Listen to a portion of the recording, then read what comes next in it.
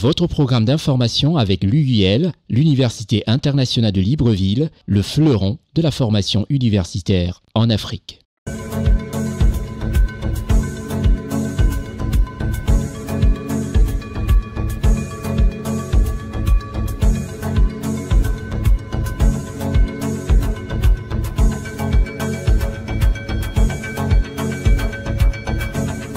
Toute l'équipe de production de CNN se joint à moi pour vous remercier de cette fidélité face à votre petit écran pour ce programme hebdomadaire Constieka All Week News. Dans cette émission, nous allons parler du Burundi, de la Belgique, du Congo, de la RDC, de la Côte d'Ivoire, du Cameroun, du Togo, du Bénin. Bref, nous allons vous donner des premières informations. Je suis Constieka, merci de nous recevoir chez vous. Constieka Week News ouvre ce programme avec le Cameroun. Le Cameroun qui est ce pays d'Afrique centrale, un pays dirigé depuis de très longues années par le président Paul Biya, président de la République du Cameroun. Nous allons parler dans cette émission du Cameroun par les journées de l'urbanisme de la ville de Douala, capitale économique du Cameroun. Cette journée est lancée pour sa deuxième édition. Le maire de cette capitale économique Douala, M. Roger Mbassandine, a procédé au lancement de cette deuxième journée des portes ouvertes, la deuxième édition, il faut le dire, sous les caméras de CNN. Raoul Sankwe, Gozo Richard et Stéphane Egou étaient tous là pour vous. Le maire de la ville de Douala, capitale économique du Cameroun, le docteur Roger Mbassandine, a procédé ce 24 octobre 2023 au lancement de la deuxième édition des Journées d'urbanisme de Douala. Organisé par la communauté urbaine de Douala, cet événement, dont l'importance n'est plus à démontrer, a connu la participation active des autorités administratives traditionnelles, les ordres professionnels intervenant dans le processus de délivrance des actes d'urbanisme, les membres de la commission d'examen des dossiers de demande de permis de construire, les écoles et institutions de formation en génie civil et au métier d'urbanisme, ainsi que de nombreux autres participants. Objectif de cette deuxième édition des Journées d'urbanisme de Douala, informer et instruire les populations sur les règles d'urbanisme et l'importance du permis de construire. Personne n'est là pour empêcher qu'ils construisent, mais que quand les constructions s'avèrent fragiles, tout le monde se tourne vers le maire pour dire qu'est-ce qu'il a fait, pourquoi il n'a pas prévenu cela, etc. Donc nous sommes là pour exercer la police de l'urbanisme, faire en sorte que les constructions soient solides, qu'elles ne soient pas construites dans des zones inconstructibles et qu'elles participent à l'embellissement de la ville. Les journées d'urbanisme sont un cadre d'échange. Un cadre d'échange, un cadre d'information, un cadre de sensibilisation à l'adresse de toutes les populations qui peuvent rencontrer ici tous les professionnels qui participent à la prise de décision du maire. Parce qu'il ne faut pas non plus penser que le maire s'assied dans son bureau et décide d'accorder un permis de bâtir n'importe comment. Il y a toute une procédure, il y a des équipes qui travaillent et dans 99,99% des cas, le maire suit les propositions qui lui sont faites. Un cadre de dialogue, de partage et d'échange qui permettra à la communauté urbaine de Douala d'apporter des réponses concrètes aux attentes des populations en matière d'urbanisme. Les participants à cette rencontre ont découvert les activités liées aux journées d'urbanisme organisées autour, les ateliers, lieux d'échange et de partage des informations respectivement sur le montage qualitatif des dossiers de demande de permis de construire et sur la problématique des pratiques d'occupation des sols dans la ville de Douala. Les rencontres B2B et lobbying avec des salons VIP, des tribunes ouvertes pour les entrepreneurs, investisseurs et porteurs de projets immobiliers. Avoir la mobilisation, je ne suis pas déçu. Vraiment, c'est une excellente chose. Premièrement, sur le plan pédagogique. Donc, je pense que beaucoup de choses qui se passent dans la tête des habitants, ceux qui sont en construction, ignorent les procédures, les règles d'urbanisme. Là, on a pu voir une belle présentation qui nous a vraiment édifiés. Ensuite, je pense que cette synergie où la communauté urbaine ou la mairie de la ville se rapproche des populations est bénéfique. Parce que tout le monde a pu s'exprimer.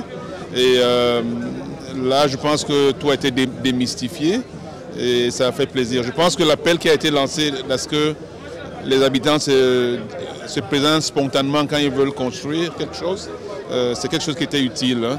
Et beaucoup ont pris l'engagement, enfin, à voir le ressenti Je crois qu'on va devoir voir de plus en plus des déclarations spontanées volontaires. Pendant un peu plus de 5 jours et à travers des cas concrets, la parole sera donnée à différents acteurs urbains intervenant dans l'acte de construire afin de mettre en lumière leur mode de représentation, posture et stratégie conçue pour l'urbanisation inclusive. Pendant un peu plus de 5 jours, à travers des cas concrets, la parole sera donnée à différents acteurs urbains intervenant dans l'acte de construire afin de mettre en lumière leur mode de représentation, posture et stratégie conçue pour l'urbanisation inclusive de la ville de Douala.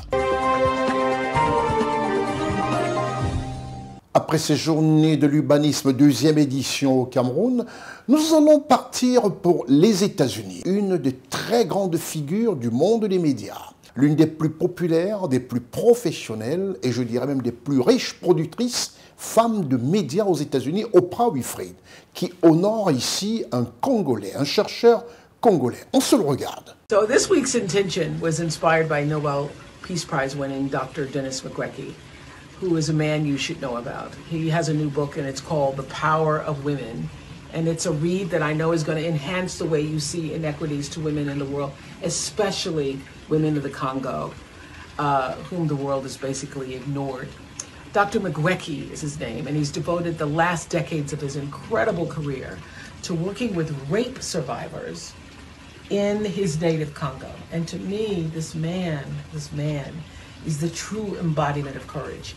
Dr. Mukwege endured 6 assassination attempts. Several times he and his family have been forced to flee the country just because he's trying to help these women. But he kept coming back, fueled by the great need of the women in the Congo and by the power and courage they display. That's why he called the book The Power of Women, even after suffering some of the worst attacks and injuries imaginable. And I recently had a chance to interview him. And I asked him how he found the will, the courage to keep going despite all that he's witnessed and all the dangers that he and his family continue to face. And again, he just praised the power of the women he's treated. Women who've been raped repeatedly by multiple soldiers. Well, when I think of Dr. Mukwege and all of those survivors, I am just in awe of their courage. So join me this week in honoring the courage of Dr. Mukwege and all the victims of sexual violence around the world.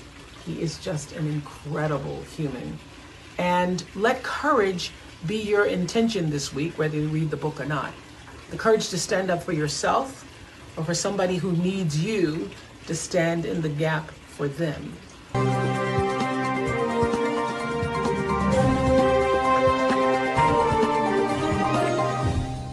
Après cet extrait, rien de plus normal que de demander à la jeunesse africaine de faire des études, d'aller à l'école.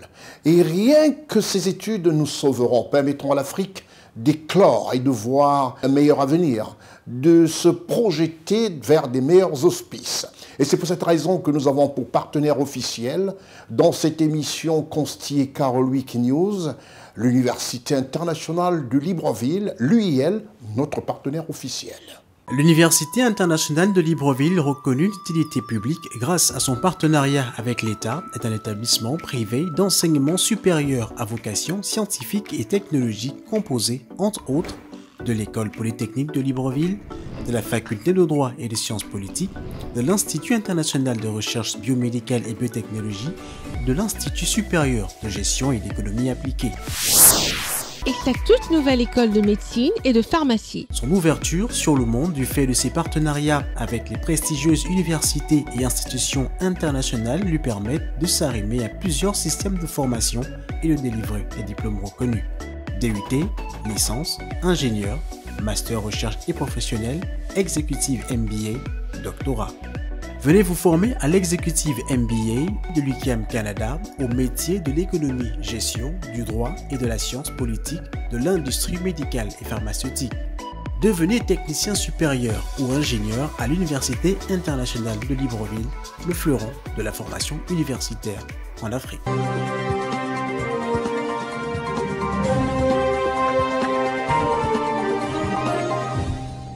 Eh oui, choisir la formation, l'éducation de nos enfants, surtout la formation par le biais de l'école de l'instruction, tel a été le vœu cher de la promotrice, pour ne pas dire du promoteur de cette université, Dr Marie-Madeleine Boranzo, et l'Afrique retiendra cela. Nous allons tout de suite au Burundi. Le président de la transition au Gabon, chef de l'État, le général Brice Clotaire Oligui Nguema, a rencontré la communauté gabonaise vivante au Burundi. Cette communauté qui lui a réservé un accueil chaleureux et le président le leur a aussi rendu en acceptant toutes leurs doléances. Reportage Teddy Ossé, Raoul Sankoué. Pour mener à bien le processus de transition qu'il a engagé depuis la prise du pouvoir par le Comité pour la transition et la restauration des institutions, le général Brice Clotaire Oligui Nguema fait le tour des pays de la sous-région. À Bujumbura, le président de la transition du Gabon, chef de l'État, le général Brice Clotaire Oligui Nguema, a porté une fois de plus haut les couleurs du Gabon au grand bonheur de cette communauté gabonaise établie au Burundi. Les situations ont changé depuis le 30 août avec ce vent de liberté. Cette voie de liberté, cette ouverture à la démocratie. Et je sais que beaucoup ont quitté le pays parce que les conditions n'étaient pas les mêmes. Nous avons tenu à ouvrir le pays et nous avons besoin de toutes les intelligences. Pour nous aider dans cet essor vers la félicité, nous sommes preneurs. Vous êtes des Gabonais, vous êtes outillés, vous avez des connaissances. Soyez disposés à rentrer dans votre pays pour le construire. Parce que de toutes les façons, que nous soyons militaires ou autres, nous allons nous construire ensemble avec vous. Lors de cet échange avec la diaspora établie au Burundi, le chef de l'État gabonais a mis en avant l'intérêt général de la nation gabonaise. Là, nous avons besoin des solutions pérennes maintenant, efficaces, pour toucher les Gabonais. Donc, si vous avez des projets dans ce sens et que vous rentrez, je pense qu'on va travailler ensemble, on va réussir ensemble. À travers ces échanges à bâton rompu avec la diaspora gabonaise établie au Burundi, le président de la transition du Gabon, chef de l'État, le général Brice Clotaire Oligui Nguema, très attaché aux valeurs républicaines, veut construire un Gabon avec tous les fils et filles du Gabon.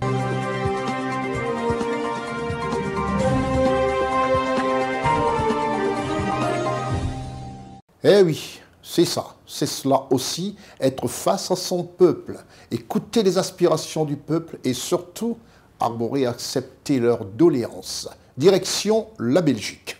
Le chef de l'État sénégalais, son Excellence Macky Sall, est à Bruxelles afin de participer au forum de l'initiative Global Gateway. Les raisons de la visite du président sénégalais, son Excellence Macky Sall en Belgique, à Bruxelles, on en saura beaucoup plus dans ce reportage de Charlotte Abdoulaye.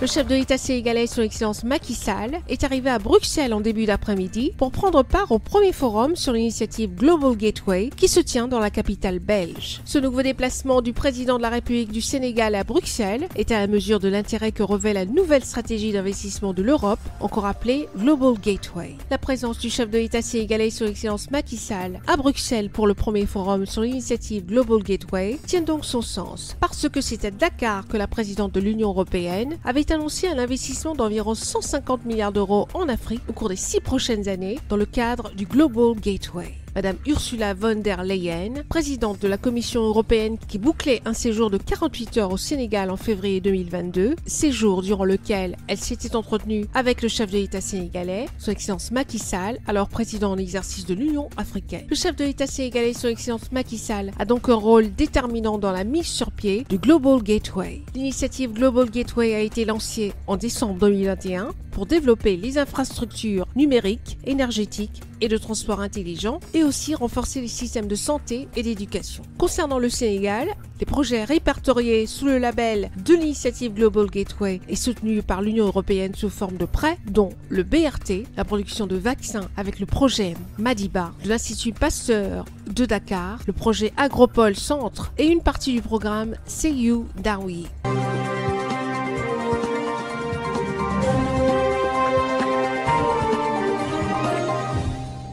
Quand on parle de la Belgique, on fait souvent tout de suite allusion un peu au Congo, rien de plus normal, mais surtout du Congo Kinshasa. Mais là, nous allons parler du Congo-Brazzaville, qui vient d'honorer encore l'Afrique.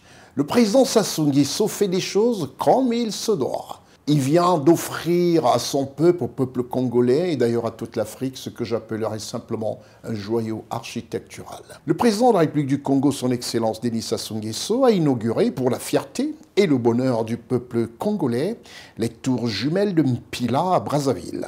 Sous forte escorte présidentielle, comme vous regardez en ce moment, il est arrivé, le président de la République congolaise, chef de l'État, au grand plaisir de la population congolaise qui avait déjà pris d'assaut cet espace réservé à l'inauguration des 2 tours jumelles. Un complexe, je vous laisse regarder. Reportage Raoul Sonkwe.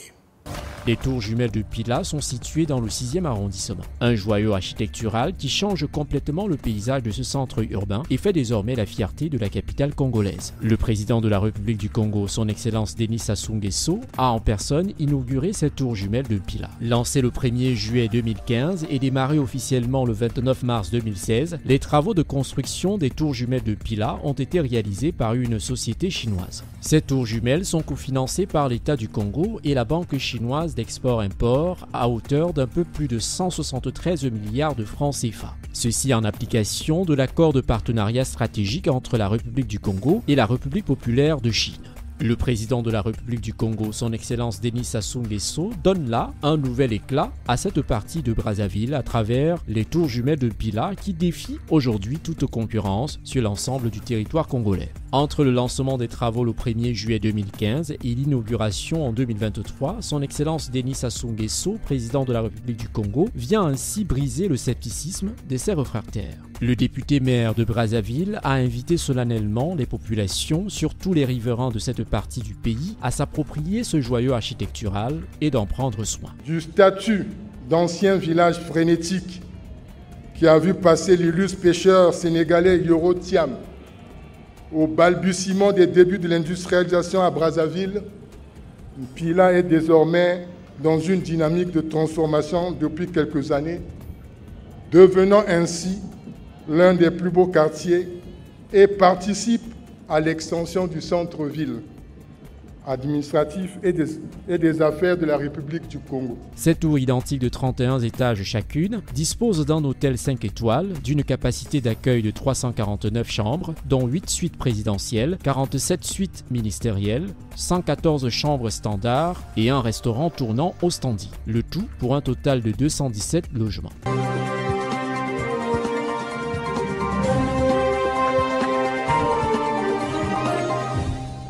Voilà ce que c'est que faire honneur au continent africain. Voilà ce que c'est que développer nos pays d'Afrique. Encore chapeau au président Denis Sassou Nguesso pour ces 2 tours jumelles. Direction le Bénin. Le Bénin, le pays du président Talon.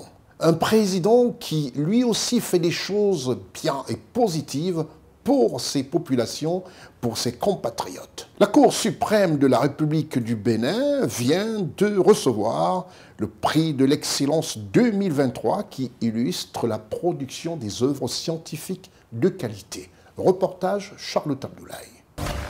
16 candidatures, dont 2 en binôme, ont été enregistrées. Astrid Deguenon est la lauréate du prix d'excellence 2023 de la Cour suprême du Bénin à l'issue du processus. Une distinction qui illustre la production des œuvres scientifiques de qualité. Le thème de cette année à la compétition intellectuelle est la lenteur judiciaire et l'état de droit au Bénin, enjeux et perspectives. Ce prix, depuis ses origines, vise à donner la parole au peuple de notre pays à travers son intelligentsia, appelé à se prononcer sur les grands sujets qui intéressent le fonctionnement de l'appareil judiciaire.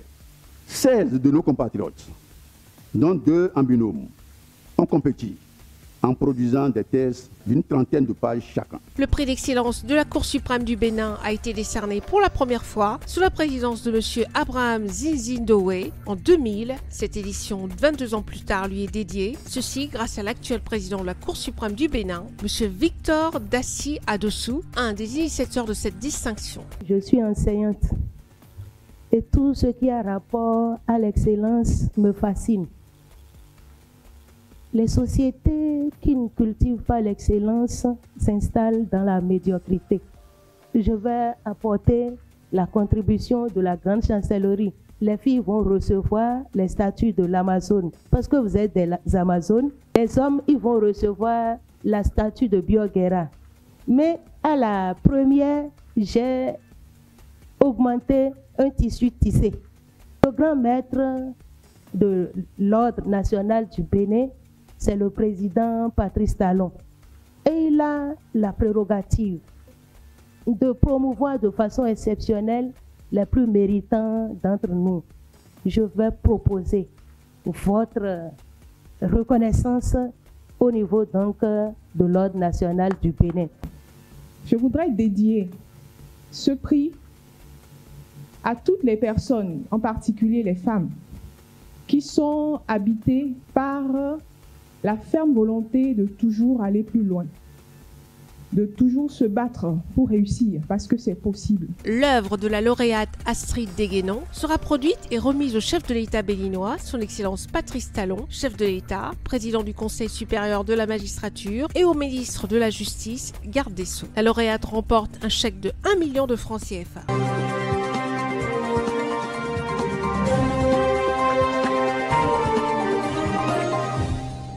Pour ceux qui ne connaissent pas bien l'Afrique de l'Ouest, sachez qu'entre le Bénin et le Togo, c'est pratiquement, je dirais même, ces deux pays frères, hein, puisqu'il y a une distance, on peut y aller même à vélo, hein, traverser le Togo pour le Bénin. On peut le faire à vélo, c'est sympathique, ça fait plaisir de voir comment ces deux chefs d'État travaillent d'arrache-pied. Nous allons parler de ce Togo, présidé par son Excellence Faure Issoufou Singbe, qui a, sans coup férir, amené les Togolais à s'unir et surtout à apprécier le vivre ensemble dans la solidarité réciproque. Le chef de l'État togolais, son Excellence Faure Issoufou Singbe, a accordé des audiences à M. Abdou Barry et à Mahamat Saleh Anadif, respectivement chef du bureau régional des Nations Unies pour l'Afrique centrale, l'UNOCA, et ministre d'État, ministre des Affaires étrangères de la République du Tchad. Cette visite a été couverte respectivement par nos équipes dans ce reportage de Raoul Sankoué. En séjour au Togo, dans le cadre du premier Forum Paix et Sécurité de Lomé, Abdou Abari, représentant spécial du secrétaire général des Nations Unies pour l'Afrique centrale, par ailleurs chef du bureau régional des Nations Unies pour l'Afrique centrale, a été reçu en audience par le chef de l'État togolais. À l'occasion de cette visite, le représentant spécial du secrétaire général des Nations Unies pour l'Afrique centrale a rendu un vibrant hommage mérité au chef de l'État togolais, son Excellence Faure Issoufou Singbe, pour sa détermination à consolider la paix et à renforcer la stabilité dans la région et sur le continent. J'ai effectivement eu l'insigne honneur d'être reçu par le président de la République du Togo. Je suis ici en visite pour participer à la première édition du Forum de Lomé sur les questions de paix et de sécurité.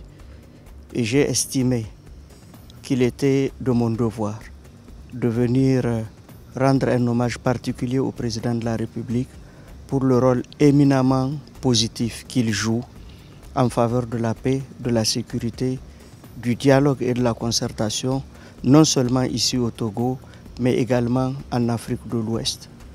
Le rôle que le Togo a toujours joué, le fait que le Togo a été un creuset pour la fondation d'un certain nombre d'organisations internationales, y compris la CEDEAO, l'acte constitutif de l'Union africaine.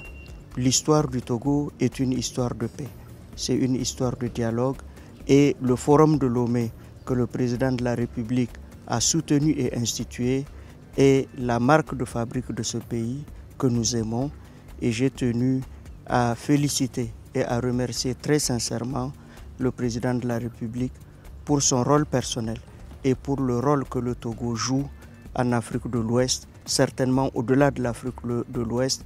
Je pense que le Togo est promu à un bel avenir quand il s'agit de questions de paix de sécurité et de dialogue entre les peuples. Le chef de l'État togolais, son Excellence Faure Esozim Nanya Simbe, a également échangé avec le ministre d'État, ministre des Affaires étrangères des Tchadiens de l'étranger et de la coopération internationale, lui aussi à Lomé pour le premier forum paix et sécurité en Afrique.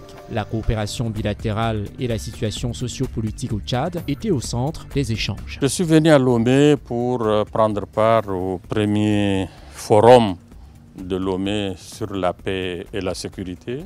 Et j'avoue qu'on a échangé surtout sur le déroulement du forum. Je lui ai donné mes appréciations parce que je trouvais qu'il y a eu beaucoup de monde, il y a eu beaucoup de gens de qualité, beaucoup de diversité. Et je l'ai encouragé, j'ai encouragé les autorités togolaises pour que cette initiative ne puisse pas rester sans lendemain. Il faudrait la poursuivre, il faudrait la mûrir, je l'ai encouragé. Et puis le deuxième élément, c'est qu'on a parlé de nos relations bilatérales entre le Tchad et le Togo, qui sont des relations très très bonnes. Et on a échangé sur la façon dont la transition au Tchad se déroule. Je lui ai dit que tous les engagements seront tenus, que bientôt on va aller au référendum et au premier semestre 2024, nous allons aller vers des élections présidentielles qui feront en sorte que le plus rapidement possible, nous allons revenir à un ordre constitutionnel normal.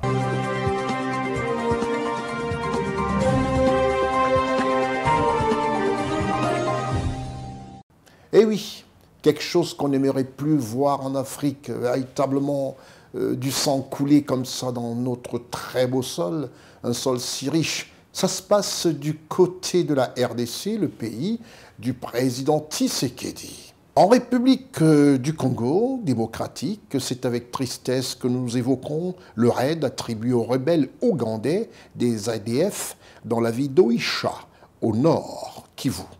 En plus, ces rebelles qui se réclament du groupe d'État islamique. Reportage Charlotte Abdoulaye.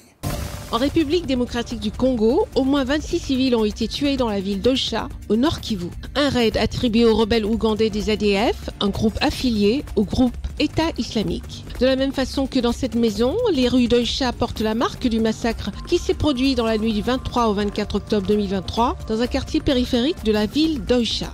André Katanga, en jaune, a échappé de justesse à ce massacre.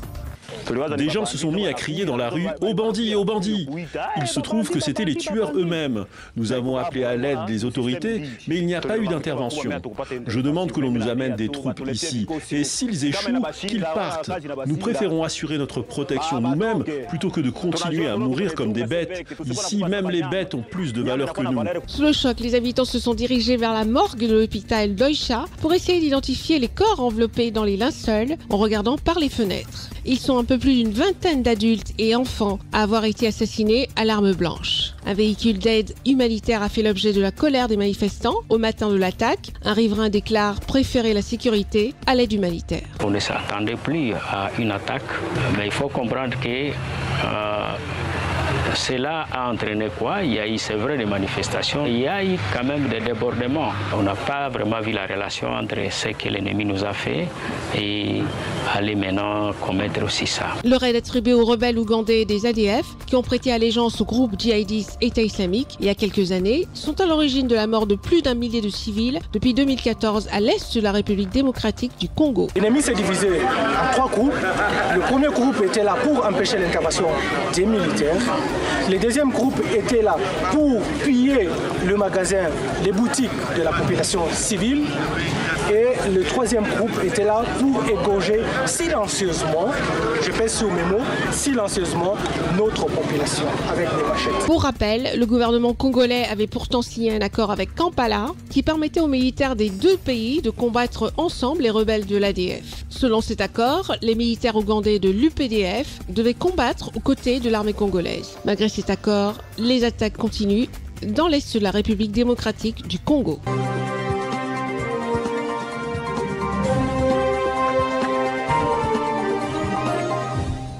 Ce sont ce type d'images et de situations qu'on n'aimerait plus revoir en Afrique.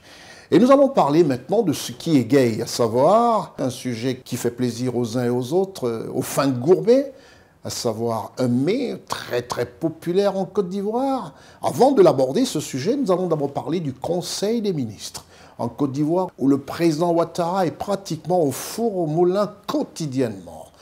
Il a présidé ce Conseil de ministres, le deuxième du genre du gouvernement Robert Begré-Mambé. En Côte d'Ivoire, le pays du président Alassane Ouattara, chef de l'État, le deuxième Conseil des ministres du gouvernement Robert Begré-Mambé s'est tenu en sa présence mercredi dernier au palais présidentiel de la République de Côte d'Ivoire, sous la caméra de Ousmane Coulibaly, assisté de Lévi Tevonon et surtout concocté par Bassolé Marcel. Reportage. Au titre du ministère des Finances et du Budget, le Conseil a adopté un projet de loi portant budget de l'État pour l'année 2024.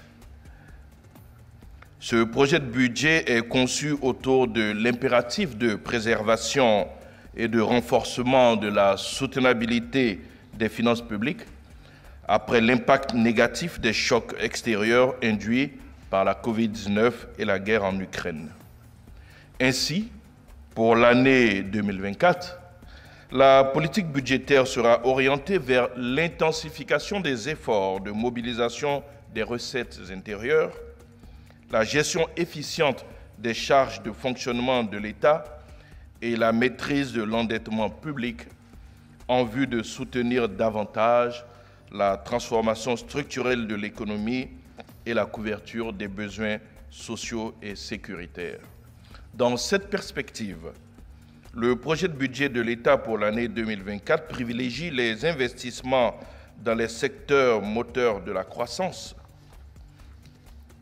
le renforcement des infrastructures socio-économiques, la consolidation du dispositif sécuritaire et l'accroissement des dépenses en faveur de la réduction de la pauvreté et des disparités sociales, notamment à travers la poursuite de la mise en œuvre du programme social du gouvernement, le PS-Gouv 2021-2025, avec un accent particulier accordé à la jeunesse à travers le programme jeunesse du gouvernement 2023-2025, le PJ-Gouv.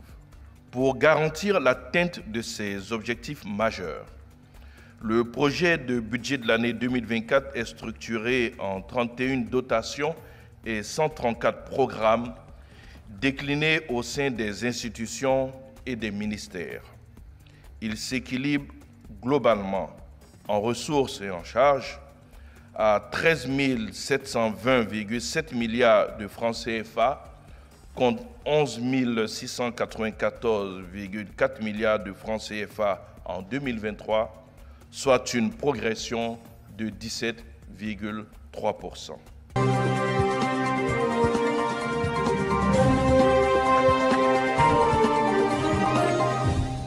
Et puisque nous sommes en Côte d'Ivoire, rien de plus normal de rassurer toute l'Afrique, tous qui viendront en Côte d'Ivoire, les touristes qui vont prendre d'assaut toutes nos villes, et d'ailleurs la capitale Abidjan. Retenez qu'ici, vous trouverez du poisson bio. Le poisson le plus populaire et le plus apprécié en Côte d'Ivoire par tous les Ivoiriens, c'est le poisson tilapia. Un poisson fin, un poisson qui fait plaisir à tous les palais. Nous pouvons simplement vous rassurer que vous mangerez bio et vous serez tous satisfaits. Voici comment s'élève un tout petit peu ce poisson en Côte d'Ivoire, en marge de son aspect, je dirais, naturel. Il est élevé aussi naturellement, mais de cette façon. Reportage.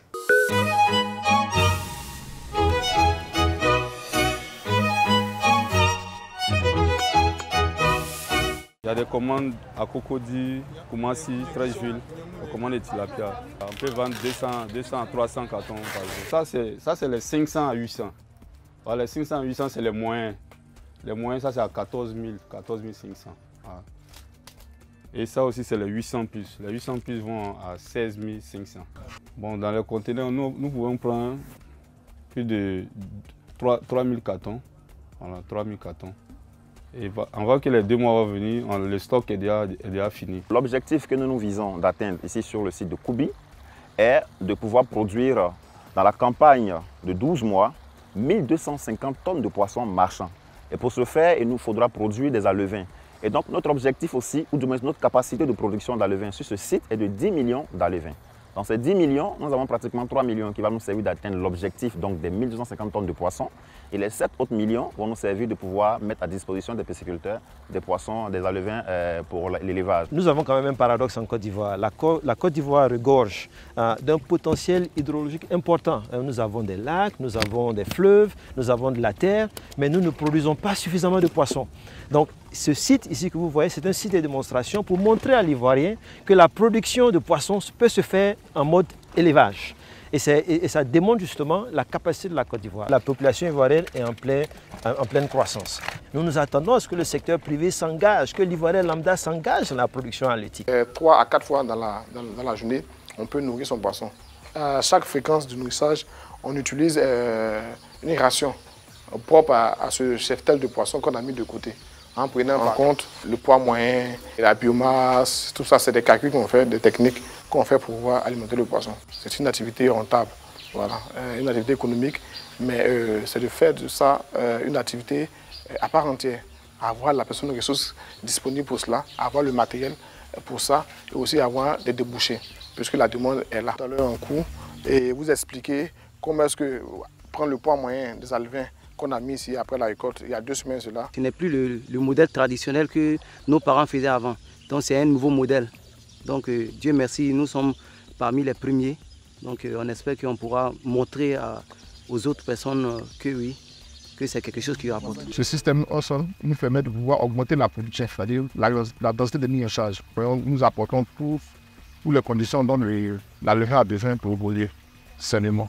Donc l'oxygène, l'eau pure, donc on a une production plus quantitative, voilà, aussi qualitative, mais aussi plus quantitative. Donc cela va répondre aux besoins des pisciculteurs. L'alevin sera disponible auprès des pisciculteurs en quantité suffisante. Donc on aura des alevins à tout moment, à chaque moment et à différentes tailles d'évolution. Comme ça, les pisciculteurs aussi pourront produire à tout moment, sans interruption. Et on va commencer à impacter la production nationale de sorte à freiner l'importation. Les mouches aux dents noires est une espèce de mouche qui est très efficace en termes de production de larves d'asticots. Donc cette mouche-là est élevée. Le but c'est de pouvoir avoir des œufs de ces mouches-là. Ensuite, de les faire éclore sur de l'aliment de l'aliment.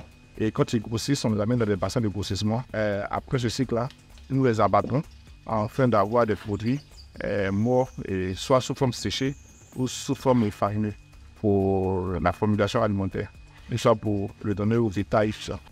Donc là, c'est des pondoirs, c'est des structures que nous avons superposées dans le but que les mouches puissent pondre dans les intervalles. Donc là, c'est l'attirant qui permet d'attirer les mouches. Et lorsque les mouches viennent, elles cherchent un support sur lequel pondent les œufs, qui après nous allons venir récupérer. Donc les mouches que nous avons tamisées tout à l'heure, qui étaient destinées à devenir géniteurs, nous les mettons dans ces structures-là. Ça paraît d'ici que la mutation se fait. Le poisson, c'est de bonne qualité parce que quand ça vient, c'est encore vivant. Donc quand c'est comme ça, c'est bonne qualité. C'est pas comme le poisson qui vient, qui est déjà mort. Quand ça vient, c'est vivant. Quand tu congèles ça, ça reste toujours comme ça est. Le jour que tu enlèves, c'est poisson propre. Sur la poisson, typiquement, par semaine, on est capable de lever 100-200 kg de poisson. Souvent, on vise le marché d'Abidjan parce qu'il est plus porteur. Parce que le bœuf même ici à Boisseau, c'est à 3 000 francs. Et sur Abidjan, 3 500-4 000 francs le poisson, avec le transport.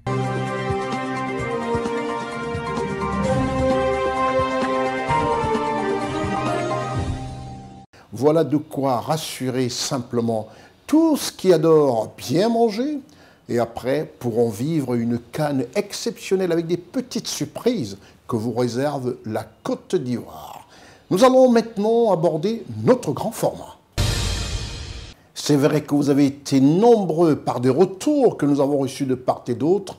Des États-Unis surtout, on a eu un maximum de retours de toute la diaspora qui a suivi avec beaucoup d'attention l'émission « On ne peut pas plaire à tout le monde » qui avait été accordée et réservée au brillantissime Alex Bamba Suleiman. Et pour répondre à ces nombreuses demandes de ses compatriotes ivoiriens de la diaspora américaine, sans compter ceux de l'Afrique et de la France, nous avons décidé, l'équipe de rédaction de CNN, d'extraire quelques moments forts pour en faire le grand format. Ce grand format qui est réservé à Alex Bamba Suleiman, juriste de formation, journaliste émérite, un consultant politique et un ami des chefs d'État et surtout un habitué des palais présidentiels.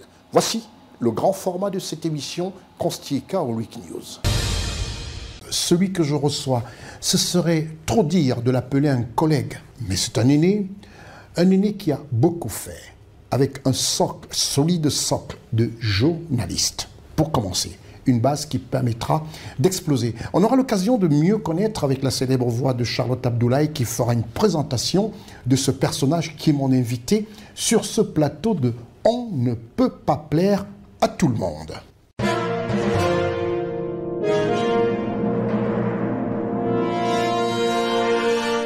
Je vous disais tantôt qu'il est journaliste à la base, c'est un homme de culture, de la vraie culture.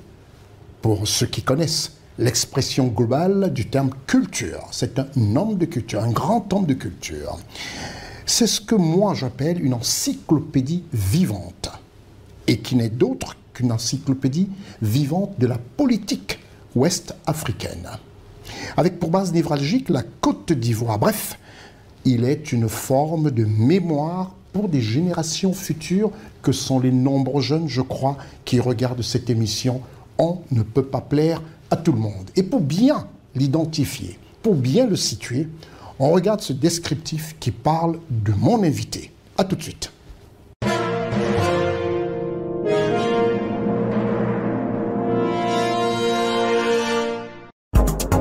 Celui que nous recevons aujourd'hui est une icône que l'on ne présente plus en Côte d'Ivoire. C'est un témoin de notre temps dont la notoriété va bien au-delà des frontières du quadrilatère ivoirien. C'est un nom, une signature, une aura qui à elle seule constitue une véritable instance de validation. Lui, c'est Bamba Alex Suleiman, journaliste professionnel émérite, juriste, spécialiste en relations internationales et en stratégie. C'est un consultant hors pair qui a fait ses humanités. Homme à la culture éclectique, c'est un savant dans plusieurs domaines. Conseiller de bon nombre de personnalités en Côte d'Ivoire et à travers le monde. Ses avis sont hautement appréciés. Dans son carnet d'adresses figurent des noms comme celui de Blaise Compaoré et de bien d'autres chefs d'État ou personnalités influentes. Communicant, il maîtrise l'art oratoire comme nul autre de sa génération et parle une langue châtiée. C'est un séducteur né qui sait convaincre et que l'on a toujours plaisir à écouter. Un homme à l'itinéraire au long parcours. Il a côtoyé les grands noms de la Côte d'Ivoire, dont il connaît parfaitement l'histoire, à commencer par l'illustre Félix Houphouët-Boigny, qu'il aimait, l'adouba, le nomma à de hautes responsabilités et fait de lui un de ses fils spirituels. Des présidents Bédié et Ouattara, en passant par Gbagbo et même Gueye, tous ont eu une histoire singulière avec lui. Un jour, ses mémoires, peut-être, les relateront. Bien avant d'assumer les hautes fonctions de conseiller spécial au pouvoir étendu des premiers ministres Seydou Diarra, Charles Konan, Guillaume Soro, il avait pressenti, voire choisi, dans les coulisses des préparatifs de la signature de l'accord politique de Ouagadougou qui permit, entre autres, la tenue de l'élection présidentielle de 2010 pour occuper un portefeuille ministériel au sein du gouvernement de la Côte d'Ivoire. Se réclamant volontiers de l'oufouettisme originel et orthodoxe, il ne cultive pas moins sa différence sur le plan dogmatique, philosophique, voire existentiel. C'est un humaniste éclairé et ouvert à la contradiction, d'où ses amitiés plurielles et diverses au confluent de toutes les tendances et obédiences du microcosme politique ivoirien. Bamba Alex Suleiman n'a pas d'ennemis, il n'a que des amis, car l'essentiel pour lui, c'est l'union autour de la Côte d'Ivoire. Sexagénaire, 60 ans révolu, il respire la fraîcheur et la jeunesse, sa prestance n'a encore pris aucune ride, les paradigmes qu'il développe prennent racine dans une foi et une vision théocratique profondément ancrée dans les valeurs de la religion. C'est cet homme exceptionnel, ministrable pourquoi pas, qui nous fait l'honneur d'être avec nous aujourd'hui pour nous abreuver de son savoir et de sa vision de cohésion sociale en ces moments où la Côte d'Ivoire est quelque peu ballottée par des courants divergents. Pour lui, le dialogue est toujours possible, quoique chacun, chaque citoyen, doive savoir et garder à l'esprit que dans le village, il y a toujours un chef, tel un père de famille qui reste et demeure le garant de l'unité et de la paix. Je connais la famille. Le vendredi 13 mars 1993, par la grâce de Dieu, on appelle le Fockersa ici, l'aéroport. au Fouboigny. Et nous sommes arrivés à Korogo, à l'époque Karakoro de Korogo. Il a été accueilli dans la pure tradition par le peuple. Et la pure tradition, c'est nous faut. Et c'est à quelle occasion? C'est à quelle occasion? Non, j'en arrive pour que vous compreniez le fondement. C'est ce jour-là, bien que Gon travaillant avec lui, perd son âme, le peuple lui donne son fils. Et nous continuons la procession comment on appelle, à faire que c'est Dougou. Nous sommes en 1993 13 mars 1993, vendredi. Un vendredi. On arrive donc à faire que le premier chef du gouvernement, il se débarrasse de ses attributs de veste, les attributs de la République. Il porte le boubou, nous allons en procession à Kong. Quand nous arrivons à Kong, l'imam vient d'officier la prière du vendredi, parce que la route n'était pas très bonne. Toute la délégation, y compris moi-même, nous retournons dans la mosquée tricentenaire. 300 ans. De l'Empire de Congo, démembrement de l'Empire Mandingue. Nous prenons la carte de Côte d'Ivoire. La seule région où on a mis Congo Djoua, c'est la seule région. Chacun a pu voir ça. Mais parce que c'est ça la descendance. Donc il y a beaucoup de choses qui sont dites par ignorance, par mépris, par méchanceté politique. Mais la réalité sociologique et ethno-sociologique et le fondement du sang ne ment pas. Et l'Empire Mandingue, il y avait 13 empires Mandingues sous Ndiata Keïta. Il y avait 13. 13 régions qui composaient l'Empire, conquis dans les conditions que, à la ville et au monde, ça a été compté et raconté. Lorsque Soundiata Keïta vaincu, le signé Soumamourou Kanté, c'était dans les années 2200 et quelques. Ça date déjà. Mais les séquelles sont là. Les vestiges sont là. La réalité est là. Et quand nous y arrivons, il y a une seule vidéo qui circule, que sans doute vous avez vu, où le président s'exprime en langue malinké. Malinké, oui. Anana Fasora. Naam. Kana afo encore oui. Naam. Kuye ufefo. Naam. Kuye do okay. Naam. Kuye afo. Naam. Kuye do okay. Naam. Kwala sidiama. Amen. Ala to encore. Amen. Ala jamana suma. Amen. Ko segen banka. Naam. Naam.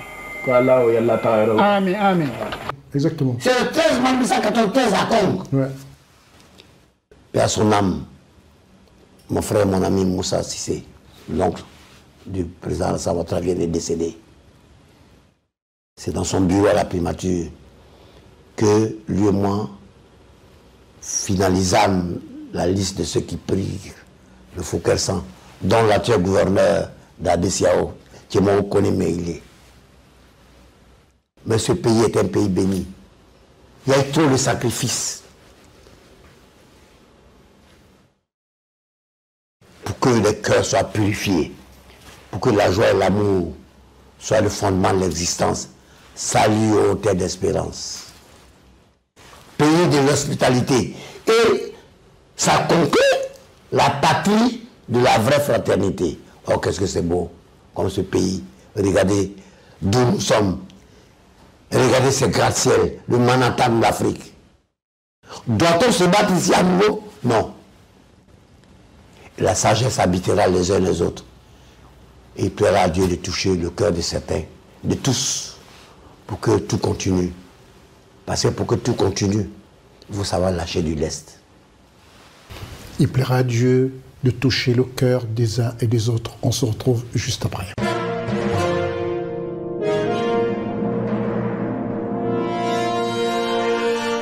Monsieur Bamba Alex, quand on entend parler On a envie de s'abreuver de toutes ces connaissances qui nous rappellent des bonnes choses, qui nous apaisent, qui apaisent, je crois, les téléspectateurs qui nous regardent et qui nous suivent. Et on a envie tout de suite, c'est vrai, tous ces jeunes m'en voudraient de ne pas te poser la question de savoir. Alors aujourd'hui, qu'est-ce que tu fais comme travail et quelle est réellement ta profession à ce jour? Alors, vous savez, un journaliste est un journaliste, surtout de mon rang magistral, à la ville comme au monde, aux États-Unis, en Chine, en France, partout. J'ai ma place parce que j'ai une expertise certifiée, j'ai une légitimité populaire, j'ai le savoir, j'ai le savoir-faire et j'ai une équation personnelle. Premièrement, tableau numéro 1. Deuxièmement, j'ai des amitiés plurielles aussi sur l'échiquier planétaire. Et puis, j'ai de très grands amis, dont le premier, le numéro 1, c'est Blaise Compaoré. L'ex-président du Burkina Faso. Mais avant lui, le vieux Wad, il est là. Du Sénégal. Il a enseigné, Wad a enseigné à l'université ici. Je n'ai pas fait beaucoup de bruit, il a dit je ne veux pas qu'il y ait de bruit. J'ai respecté cela. C'est la première fois que j'en parle. J'ai beaucoup de respect pour Soglo, quand il était premier ministre, chef du gouvernement, puis président de la République. J'ai voyagé avec le président Ouattara, premier ministre, pour aller à des sommets au Bénin, à Dakar au Sénégal, lorsqu'il fallut remplacer le président du Conseil économique et social qui avait été, comment on l'appelle, assassiné à Dakar. Vous vous rappelez? Nous sommes en 1993. Tout à fait. Et beaucoup d'autres choses. Et je suis juriste. De formation? De formation comme journaliste. J'ai eu ma maîtrise de droit d'abord avant de boucler les cycles à l'École supérieure de journalisme, d'en être major, et puis de faire une spécialité audiovisuelle à la rue du Louvre, il y a bien longtemps, plus de 40 ans. Et puis, j'ai prêté serment le 15 mai 2019 dans le pétoire devant le Gotha de la haute baronnie judiciaire comme agent des affaires judiciaires. Je suis oint donc par la légitimité du respect des institutions. Comme le général me doit le respect et le garde à vous. Lequel général? N'importe quel général, tout à fait. Parce que ainsi veut et impose le respect de la clé de voûte de la société qui est la justice. J'ai une maison d'édition. Il y a des journaux qui se font par les jeunes gens. J'ai une télévision web, du web TV, Dounian TV, qui veut dire le monde Dounian. Et Djigui Info, qui est un site web, Djigui qui veut dire l'espoir. Elle sera diffusée cette émission sur sa télévision aussi. Comment ça s'appelle? Dounia TV. Dounia.tv. Dounia.tv, c'est le monde. Et puis Djigui.info. Djigui chez nous, les mannequins Bambara, c'est l'espoir. L'incarnation de l'espérance. Et donc, et puis politiquement, depuis toujours, et philosophiquement, j'ai toujours été avec le président Ouattara, mais je ne suis pas un homme d'appareil en fait. Trop libre dans ma tête pour accepter les dictats des politiques et des mots d'ordre du parti, la discipline du parti. Ça m'insupportait pour quelqu'un comme moi. Alors, je dis, là, j'ai le recul et les positions que j'occupe, qui sont des positions de réflexion, de pensée, de propositions, ça me sied. Je pense que le grand frère, dans la position qui est la sienne, il était important qu'il me vit, qu'il constatait que je vibre à l'unisson avec lui, pour que tout continue dans la paix comme il aime. La grandeur de la Côte d'Ivoire est incarnée par cela, la fraternité vraie, l'amour. On doit retourner à ces valeurs. Nous allons tous y travailler et cette émission va y contribuer. On ne peut pas plaire à tout le monde, c'est vrai. Et on ne plaira jamais à tout le monde, mais on peut plaire au maximum et gagner. Et nous gagnerons. Nous gagnerons.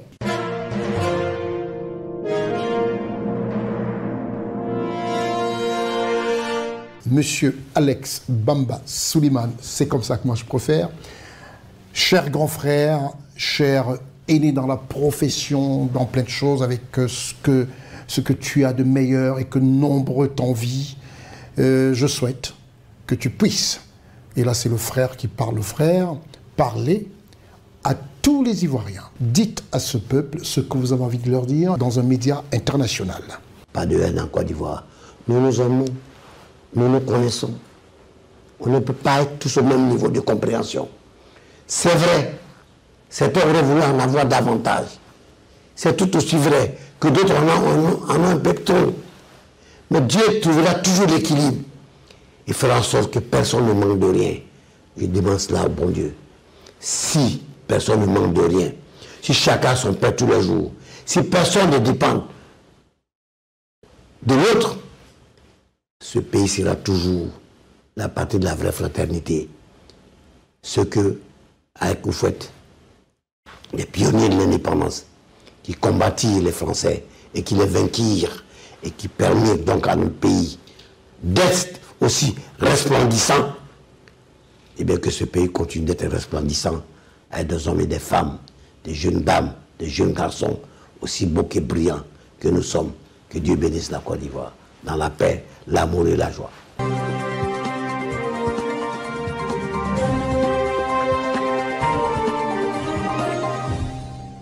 Tout en vous remerciant d'avoir pris de votre temps pour regarder cette émission et tout en vous renvoyant à des rediffusions sur votre petit écran, je suis Consti Eka. Au revoir. C'était votre programme d'information avec l'UIL, l'Université internationale de Libreville, le fleuron de la formation universitaire en Afrique.